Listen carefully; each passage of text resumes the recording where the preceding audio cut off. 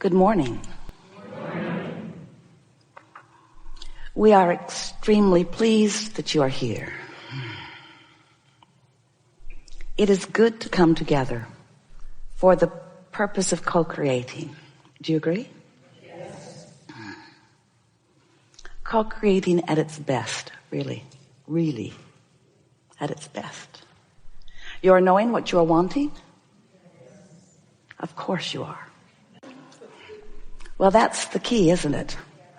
To have a desire and to not shoot it in the foot every day with negative expectation. That's the whole process. We've enjoyed this interaction immensely.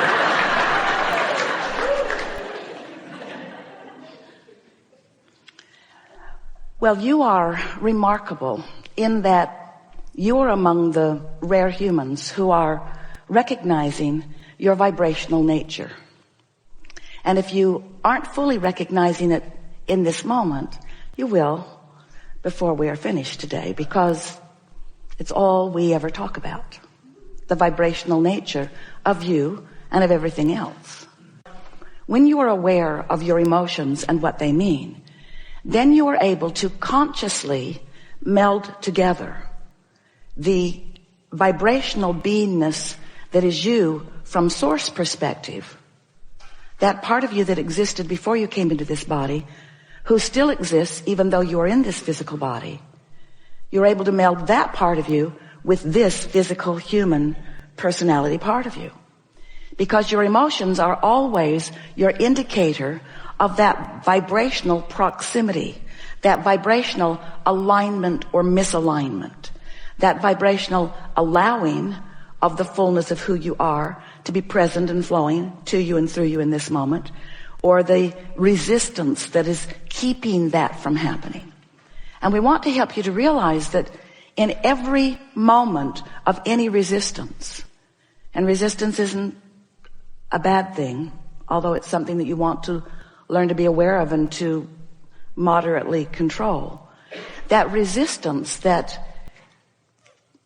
you are aware of because of any negative emotion that you might feel is always self-imposed, self-applied because of you in your physical body. It's your focus. No resistance is ever added to the equation from your non-physical standpoint. As you form a perspective or an opinion, law of attraction will validate it, because law of attraction will match whatever you've got going on. So sometimes in your quest for rightness, you form an opinion and law of attraction just validates that rightness. We just want to point out to you that if in the midst of that rightness you feel negative emotion, the source within you is holding a different opinion. The source within you is not calling you wrong and not even trying to get you to think differently than you think. Just being who source is, loving as source loves, keeping the light on for you in case you want to stumble in.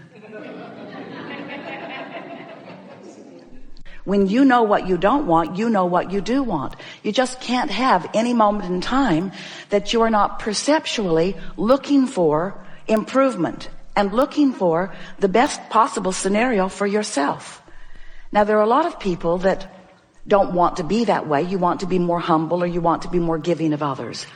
But we submit to you that unless you are selfish enough to care about your own vibrational relationship with your own vibrational partners, meaning the source within you, then you have no chance of alignment, and then you have no chance of steadily flowing the fullness of who you are into any moment in time. And if you're not fully aligned and flowing the whole of you into the conversation, into the lovemaking, into the appreciation, into the awareness, into the conversation, into whatever it is that you're focused upon, then the diminishment that you experience as a result of not allowing the wholeness of you to be there is what you would describe as negative emotion, and it's what we would describe as self-applied by you resistance as a result of choosing thoughts in this moment that are not up to speed, are not equivalent, are not same as the thought that the source within you is thinking about the same thing in the same moment. We have one small story to tell you, and we think it lays the basis of everything that we're going to be talking today really well for you.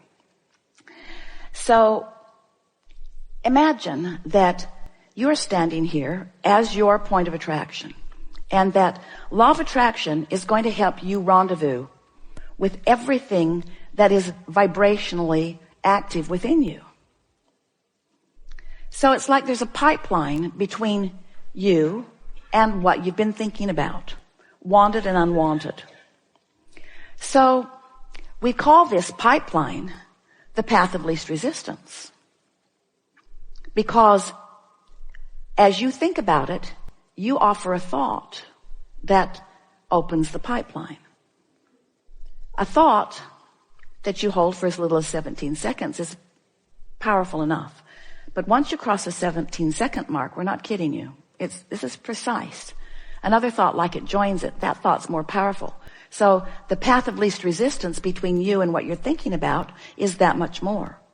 By the time you hold it for another 17 and then another 17, so you cross the 68-second mark, that path of least resistance is significant enough that there is going to be some demonstration to you if you're aware.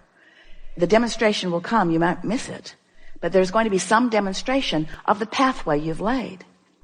So we just want to say to you, in the simplest way, you heard that so completely, that any time you're opening a path that's leading to something that you do not want, every time, no exceptions, you feel negative emotion. And every time you're opening a path that's leading you to something you do want, every single time, no exception, you feel positive emotion.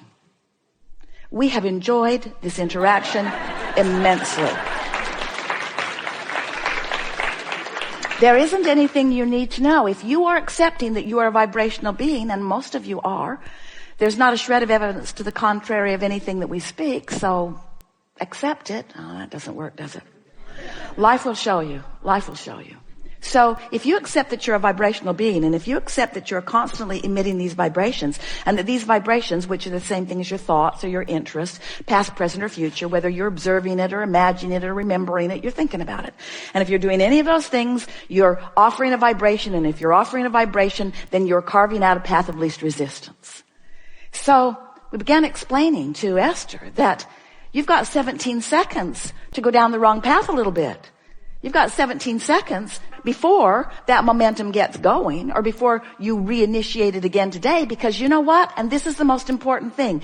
The paths that you've carved out before are irrelevant today. They're just easier to carve out today if you've carved them out before. But they're really irrelevant. In other words, it's today where all of your power is. So it's your propensity to lean in a direction of wanted or unwanted. It's your propensity to feel negative or positive. It's your propensity. Your mood is a propensity. It's not something that's stuck in your vibrational craw. It's not something that has been memorized that you can't get around. You are free to reset the button anytime. We began saying to our friends, you friends, you may have some clogged pipes. Because if you're asking for things that aren't coming, it may be that you've got some clogged pipes. So it was a sort of fun analogy to play with. Let's get those pipes open. And the better you feel, the more your pipes are open. But then later, the analogy began to evolve. And Esther heard us say, as she's listening back on one of the recordings, that those pipes closed up from neglect. And something about that just jumped out to her. And so she sat and wrote with us. She's working on a new book. We are writing it. It's called The Grid, which really is the label that we're giving to what your point of attraction is. What are you doing? It's like a grid or a framework that's filling in with the details. But what are you vibrationally building? What grid have you established that is filling in with all of the details? And so, as Esther is thinking about these pipes that have clogged up with neglect, we said to her, there are things that you've opened a path of least resistance to that you don't want to rendezvous with. So why not let those pipes close up from neglect, lack of attention? And there are those things that you really want to establish a pathway to, a path of least resistance to. So why not keep those pipes open by attention.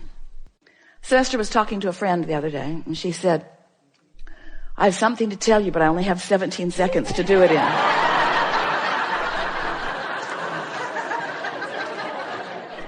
And we said, well, you've captured the spirit of what we've been talking about to some extent, but that wasn't exactly what we had in mind. Because we think if you're wise enough to know you're headed down the wrong path, you're wise enough to keep your mouth shut. We mean that in the most loving way.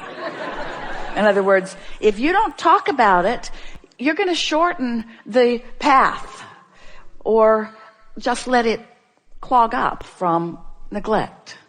So the vibrational version of the dollars you want, of the financial well-being you want, of the physical wellness that you want, of the clarity you want, of the loving relationships that you want.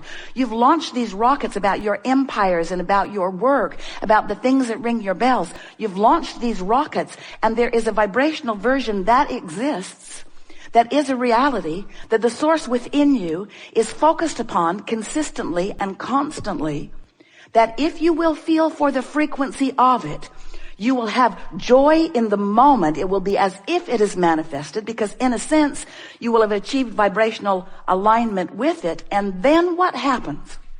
It begins to transform itself right before your eyes into a reality that is tangible.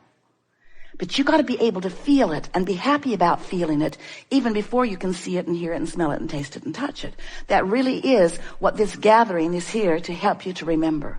We call it the art of allowing. And what it really means is bringing yourself deliberately to a place of allowing the frequency of who you really are in order to allow that frequency, those ideas, those experiences, those relationships, those moments in time, those rendezvous, those experiences to move from a vibrational reality into a manifested reality where you feel them out, where they flesh themselves out right before you. We want you to know that if you could stand in your now and get out ahead of the manifestation by anticipating it rather than by noticing that it hasn't come yet, if you could make that one slight, very soft, it'll take a little practice, adjustment to the way you are looking at life, not only will so many of the things that you've been waiting for manifest for you, but every moment of your day will be one of those joyful moments where you are anticipating the unfolding, where you are in on, where you're in on it, where you are in on it. We watch you in your creative endeavors, and we know how much fun it is for you in your action. It's really satisfying for you to have an idea about something and then have a hand in watching it come, or have a hand in making it come into reality. You want your yard to be beautiful, and there's a satisfaction in getting the equipment and grooming your yard. You want beautiful flowers surrounding your front porch. There's a satisfaction in picking them out and bringing them in and preparing the soil and putting them there and watering them and nurturing them. It's fun to have that hand in that. You want to write a book. It's fun to take notes of ideas that are coming and comments that are coming from others. It's fun to write it down. It's fun to sit before your contraptions and write upon the page. It's fun to do that. It's all kinds of fun to do that, to have those hands-on experiences in your creative experience. We've enjoyed this interaction immensely.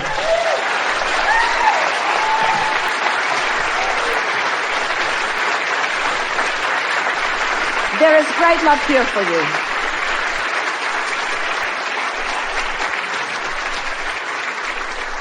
And always we remain joyously, blissfully, and stubbornly in the vortex.